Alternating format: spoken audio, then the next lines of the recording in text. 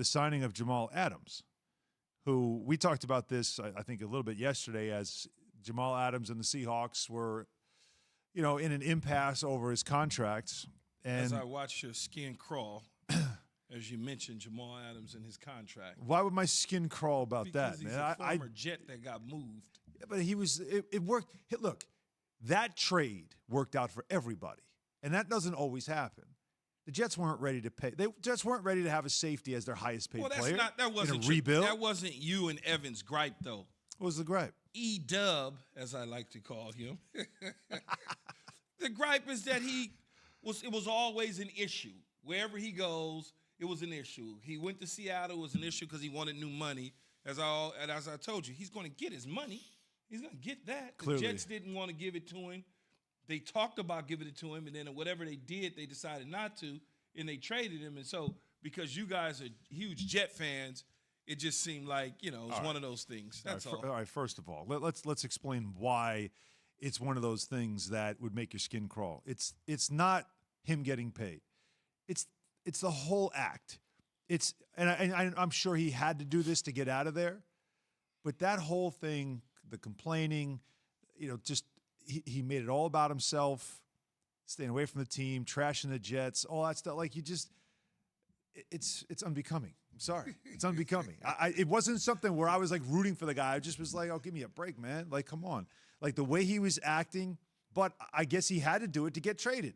And he eventually did. Then he eventually got paid. Jamal wouldn't have wanted to get traded if they'd have gave him a contract. Yeah, right. And you think that would that have been a good business decision? All they had to do was make him the highest paid safety in the league. Oh, yeah. What a great decision that would be. You talk about Jets going to Jet. I think it would have been great if they could have kept him, but I think both sides won in this situation. Seattle got what they wanted. Yeah. They needed a difference maker on the back end of their defense. They certainly got one in Jamal.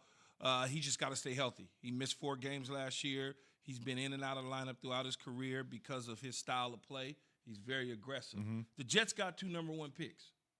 Great for them. Yeah, one this past draft, which they packaged to move up to get Elijah Vera Tucker, who's going to be hopefully anyway, another long-time piece of an offensive line that they're rebuilding. And then, of course, they have next year's first-round pick from Seattle as well that they could use. So they have a lot of first-round picks. They got 2 out of this deal. And the Seahawks got Jamal at $72 million max value, a $20 million signing bonus. 38 of it is guaranteed out of the 72. And, it keeps him there now through 2025. And it keeps him there as part of a defense that they are also trying to rebuild there with him as a big part of what they're doing going forward. What's great about this deal for him, though, is it's a short deal. It's only 4 years. It's not long. They'll see him again in 2 to 3 years and give new money again. That's the beauty of the deal. A lot of people aren't really focused in on that. They're just looking at the total value of the contract. He's getting 20 of it in a signing bonus. Well, he'll get 20 of it in the signing bonus, but 38, I believe 36 of it will be paid out to him in the first 2 years. Spring. That's right. Of next season. The first day of the new league year. Yeah. In March? Yeah, in March. So he will get another to 20 and then another 16. Yeah.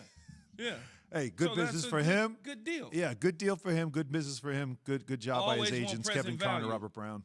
You always want present value. Well, speaking of value, and again, I'll get to something that Jamal said too. If you're a Seahawks fan, you'll love it. And I'll say this too, knowing Jamal as the years he spent in New York, is that he's really good. He's really good at the sound bites. Like he can get you excited with some things that he says. He's a really good talker. But one thing the Seahawks made sure to do is not make sure that he would not get a higher annual average than Bobby Wagner. Bobby Wagner is a future Hall of Famer. Like he's still their best defensive player. Right now. Jamal will eventually surpass him on that, but this could be the second coming of the Legion of Boom. Akilo Weatherspoon came over from San Francisco, who's a big, long cornerback that played for the Niners for a couple years out of Colorado. A lot of Richard Sherman in him, and now you bring in a Jamal. Now you bring in a Jamal Adams, and Jamal Adams got a lot of Cam Chancellor. What was the other safety? The other safety they had in Seattle for all those years. That was part of Legion of Boom. Earl Thomas. He's got a lot of Earl Thomas in him. So when you look at that, that's just the start of a little piece of the puzzle that could turn into some great things. And you mentioned Bobby Wagner, but what they got to do is they got to get some pass rush up front. They can't use pass rush out of the secondary because that's what they did with Jamal Adams. He led the team in sacks. He was the best pass rusher a year ago, and you certainly don't want that out of your secondary. That's his strength. Jamal needs to work on his hands too, by the way. He can't catch a cold in Alaska on a rainy day. That's why he played DB, though. You just want him hitting people. You want him being a No, disruptor. I want him to catch the ball because they're going to throw it his way. Yeah. Earl Thomas caught the ball. Yeah. He was fabulous at getting interceptions. Jamal, for some reason, Jamal likes to drop the ball. I don't know if he likes to do it. I don't know. He just It got just happens. stone hands. But still, with that offense and the potential of what it can be, right, with Russell Wilson, what can their defense? I mean, their defense just has to be capable. Like what does their defense have to be?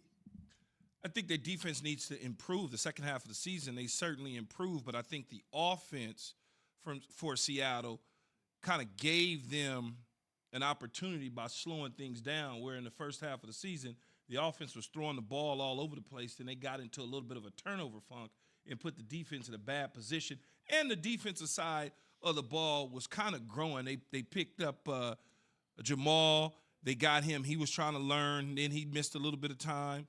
I forgot who else was it. Carlos Dansby that they picked up from Cincinnati. That was a little bit of a learning curve for him.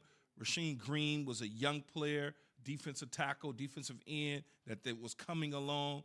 So when you start to look at the way that defense started to gel, they just ran out of time. I think Ken Norton will start to get them to play a little bit better earlier this year than they did last. Thanks for watching ESPN on YouTube. For live streaming sports and premium content, subscribe to ESPN+.